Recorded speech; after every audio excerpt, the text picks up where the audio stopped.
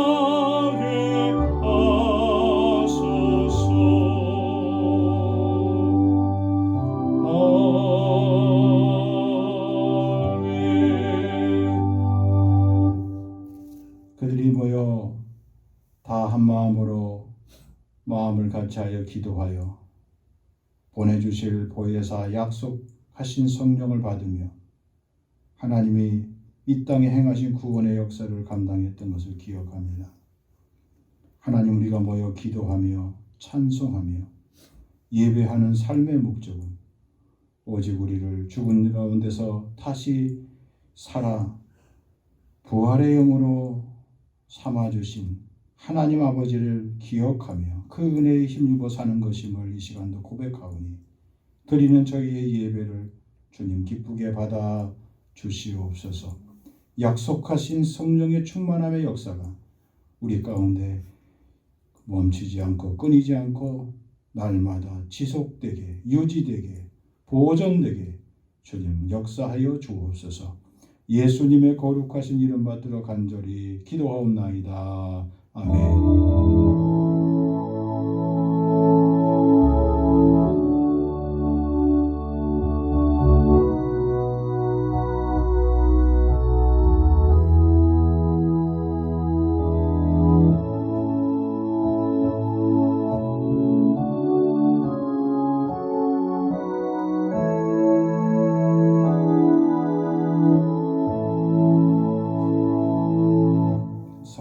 말씀은 요한복음 16장 7절로 13절까지 봅니다.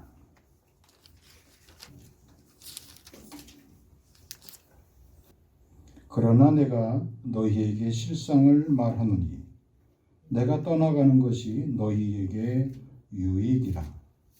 내가 떠나가지 아니하면 보혜사가 너희에게로 오시지 아니할 것이요 가면 내가 그를 너희에게로 보내리니 그가 와서 죄에 대하여 의에 대하여 심판에 대하여 세상을 책망하시리라.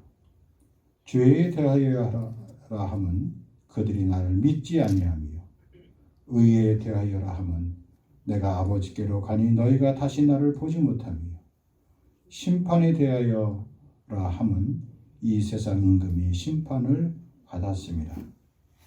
내가 아직도 너희에게 이를 것이 많으나 지금은 너희가 감당하지 못하리라.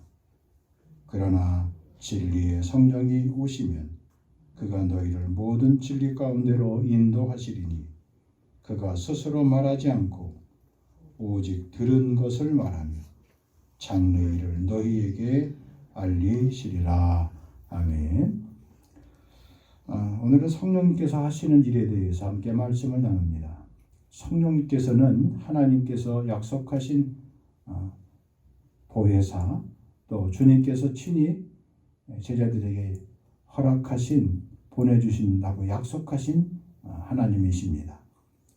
오늘 예수님은 분명히 내가 너희에게 떠나가는 것이 너희에게 유익하다 그렇게 말씀하셨습니다. 이 말씀을 바꿔 말하면 성령님은 우리에게 늘 유익을 주시는 분이시다라는 그런 말씀의 뜻이죠. 그러니까 우리가 성령을 받고 성령 충만한 삶을 삶에 있어서 가장 큰 특징이 무엇이냐면 나로 인하여 나와 관계된 모든 사람들에게 늘 언제나 어느 곳에든지 나로 인하여 하나님께서 유익을 주게 하신다는 겁니다. 나로 인하여 사람들이 회복되고 나로 인하여 사람들이 살아나고 나로 인하여 사람들이 교제하고 나로 인하여 사람들이 사귀게 되고 나로 인하여 사람들의 마음과 얼굴에 하나님의 평안과 웃음을 줄 수 있게 된다라는 사실입니다.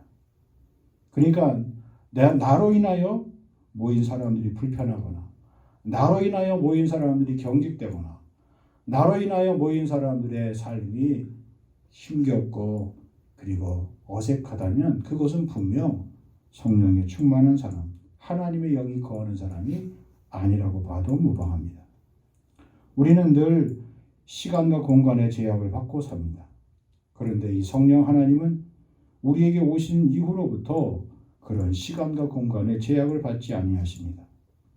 그래서 지금 우리가 똑같이 하나님 앞에 다 동시다발적으로 기도를 하더라도 성령님은 우리의 모든 기도에 다 응답해 주실 수 있다는 겁니다. 특별히 예수님은 성령님을 가리켜 아주 자세히 설명해 주셨습니다. 오늘 성경에 보니까 성령을 뭐라고 말씀했습니까? 보혜사 그랬습니다. 이 보혜사란 말은 하나님이 주신 은혜를 지켜주시는 스승이라는 뜻입니다. 그러니까 우리가 장성한 사람으로 그리고 우리의 목표를 이루는 그런 사람으로 자라기 위해서 늘 내 곁에서 나와 함께 호흡하면서 도와주는 사람을 말합니다. 우리가 흔히 코칭을 받는다고 그러죠. 멘토링을 당한다고 그러죠. 그런 좋은 스승, 좋은 가정교사, 좋은 코치, 좋은 멘토임을 말씀해주고 있습니다.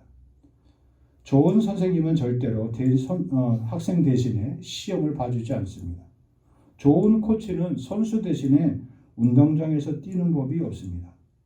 하지만 코치나 좋은 선생님은 훈련할 때든지 그리고 배움을 가질 때 한 초라도 그리고 한 사람 한 사람에게도 소홀함이 없이 그 사람 곁에서 떠나지 않고 그 사람을 지켜보고 그 사람에게 필요한 조언을 해줍니다. 때로는 잘 이해되지 않으면 직접 몸으로 부딪히기도 하고 직접 시연해 보이기도 하고 직접 시범을 보이기도 하고 그리고 어디가 막혔는지 어디가 풀리지 않는지 그 부분을 짚어주기도 합니다. 그러므로 좋은 코치, 좋은 스승은 선수에게 절대적인 겁니다. 제 아무리 훌륭한 선수라 하더라도 제 아무리 훌륭한 학생이라 하더라도 좋은 스승, 좋은 코치의 도움 없이 혼자 성공하는 법은 결코 없습니다. 그 선수나 그 학생의 실력과 인격과 자세나 그런 품성 하나하나에 모두가 좋은 스승과 좋은 코치의 손때와 정열과 그리고 정성이 묻어있게 되어 있습니다.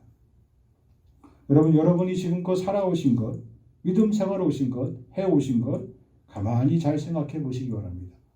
분명히 여러분 곁에 여러분을 도와줬던 믿음의 좋은 코치가 있을 겁니다.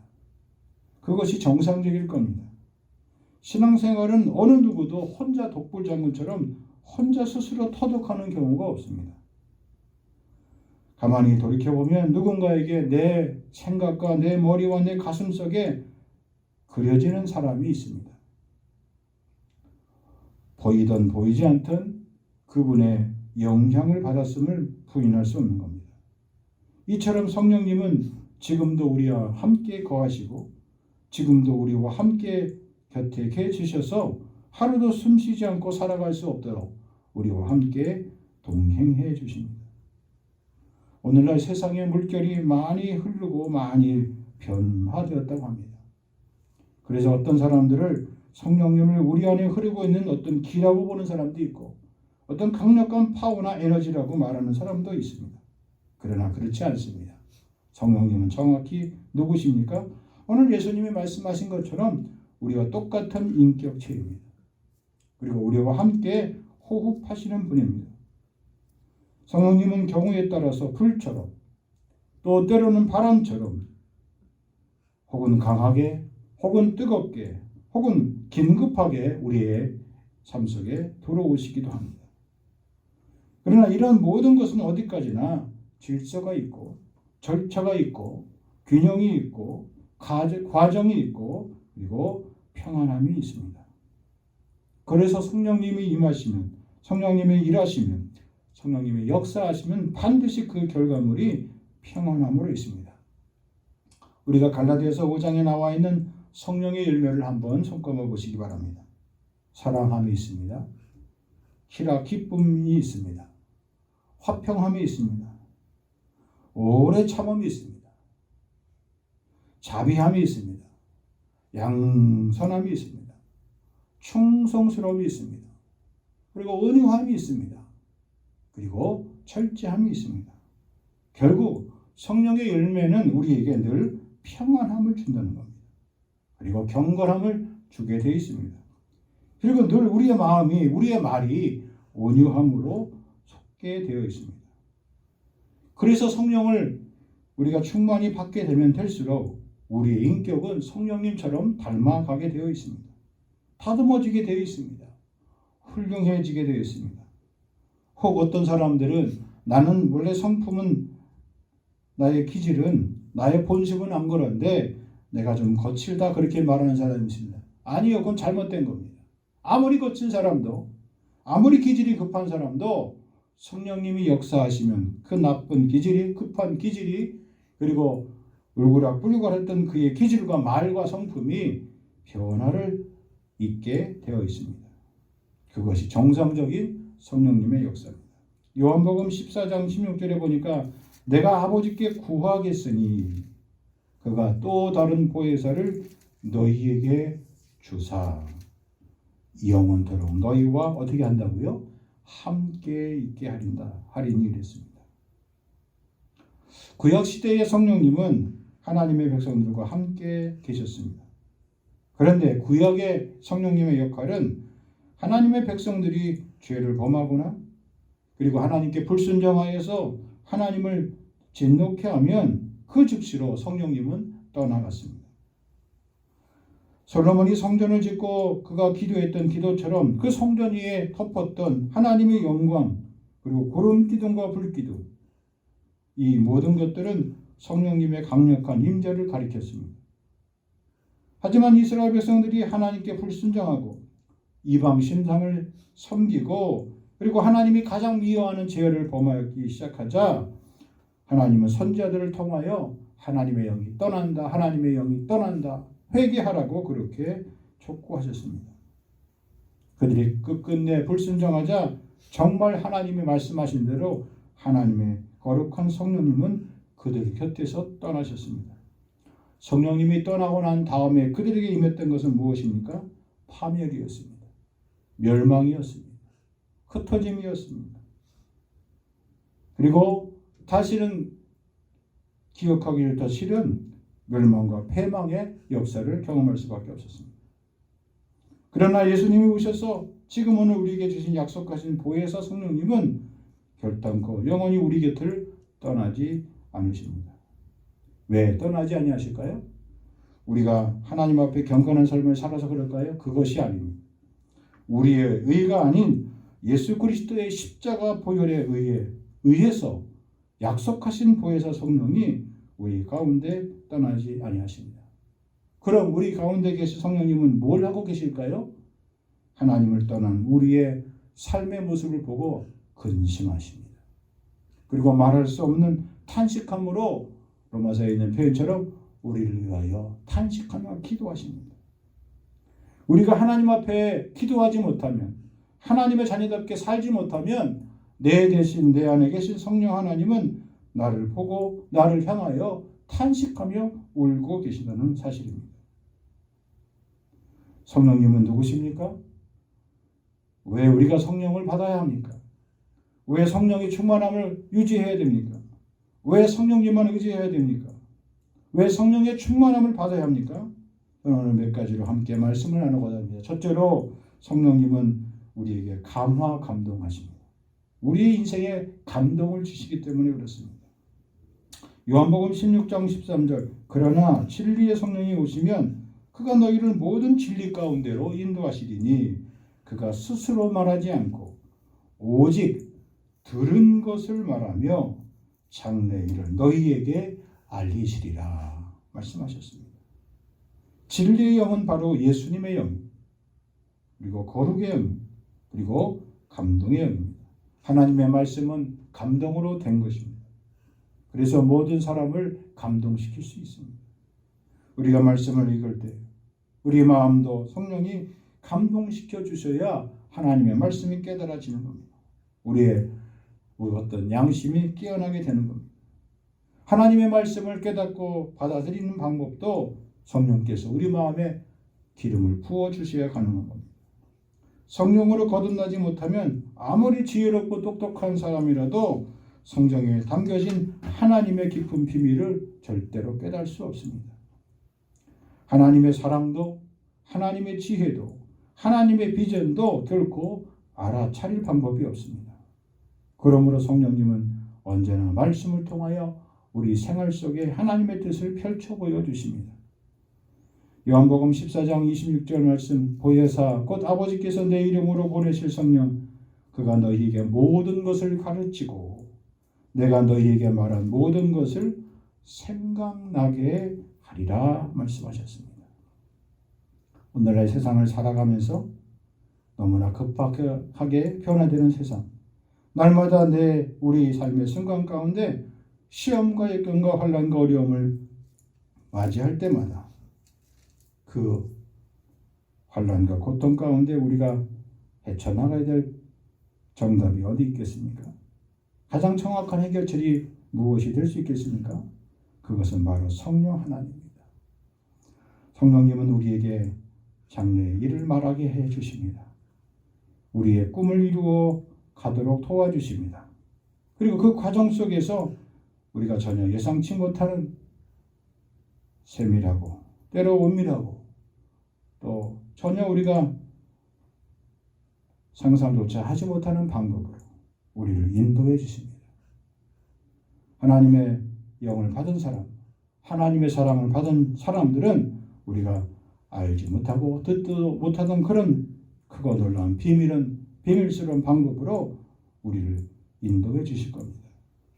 빌립보서 4장 6절 말씀 아무것도 염려하지 말고 다만 모든 일에 너희 구할 것을 기도와 간구로 너희 구할 것을 감사함으로 하나님께 아뢰라 그랬습니다. 그리하면 모든 지각에 뛰어난 하나님의 평강이 그리스도 예수 안에서 너희 마음과 생각을 지켜주신다 말씀하셨습니다. 이런 감동, 감화, 진리의 영이 여러분의 삶 가운데 풍성하게 충만하게 채워주시길 주의 이름으로 간절히 축복합니다. 두 번째로 성령님이 하시는 일은 무엇입니까? 살려주십니다. 하나님은 우리 인생의 삶 가운데 생명을 불어넣어 주십니다. 우리가 생물학적으로 살아있다는 것도 그 안에 영이 죽어 있으면 그건 살아도 산 게 아닙니다. 만물의 영장인 사람도 의식이 떠나간 상태, 우리 코에 산소호흡기를 달고 있는 상태에서는 그건 분명히 생물학적으로 아직 살아있다 하지만 그 사람은 산 것이 아닙니다. 살아있는 것이 아닙니다. 그 안에 하나님의 영이 살지 못해서 그는 아무런 말도, 아무런 생각도, 아무런 자신의 꿈도 이룰 수 없는 겁니다. 죽었던 영혼이, 죽을 수밖에 없는 영혼이 살아나는데 그것은 무엇입니까? 바로 성령께서 하시는 일입니다. 로마서 8장 11절 예수를 죽은 자 가운데서 살리신 이의 영이 너희 안에 거하시면 그리스도 예수를 죽은 자 가운데서 살리신 이가 너희 안에 거하시는 그의 영으로 말미암아 너희 죽을 몸도 살리시리라. 에스겔은 환상 가운데 마른 뼈들이 가득한 골짜기에서 절망의 공짜기에서 하나님의 성령이 불어오는 것을 보게 됩니다. 하나님의 거룩한 성령이 임하자 죽었던 마른 뼈들에 놀라운 기적이 일어납니다. 살이 붙고 뼈가 맞춰지고 그 안에 하나님의 영이 불어 들어가니 하나님의 강력한 군대가 되었습니다. 성령은 우리로 하여금 사망을 몰아내고 절망을 몰아내고 죽음을 몰아냅니다. 그리고 우리에게 영원한 생명을 불어 넣어 주십니다. 그러므로 성령은 살리는 영, 회복의 영이십니다. 그래서 우리의 인생에 막혔던 것, 다쳤던 것, 그리고 묶였던 것, 매었던 모든 것들을 열어주시고, 그리고 이어주시고, 그리고 붙여주시고, 그리고 살려주십니다.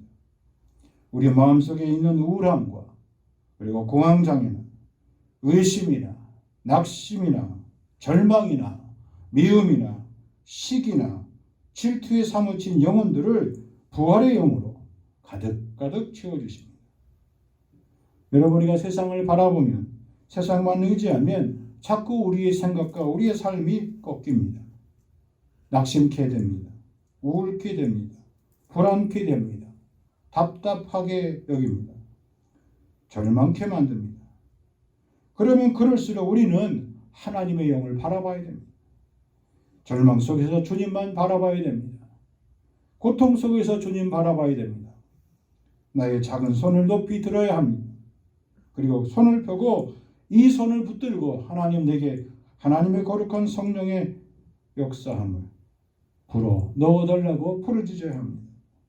나의 삶의 현실에 우리의 인생의 삶의 터전 위에 하나님의 성령의 생기가 불어오도록 기도할 수 있기를 바랍니다. 오직 성령 안에 예수 안에 있는 보혜사 성령이 우리를 살려주실 수 있습니다. 이런 살림과 회복의 영이 우리에게 가득가득 채워지시길 주의 이름으로 간절히 축복합니다. 세 번째로 성령님이 하시는 일은 어떤 일입니까? 하나 되게 하십니다. 연합하게 하십니다. 세상에 그 어떤 것도 하나가 되게 할 수 있는 것은 없습니다. 잠시 미연에 그칠 수밖에 없습니다. 잠시 붙어 있는 것 같고, 잠시 하나가 된 것 같고, 잠시 손을 잡은 것 같고, 잠시 같은 선상에 있는 것 같으나 곧 그들은 분열하고, 곧 그들은 시기하고, 곧 그들은 다투게 됩니다.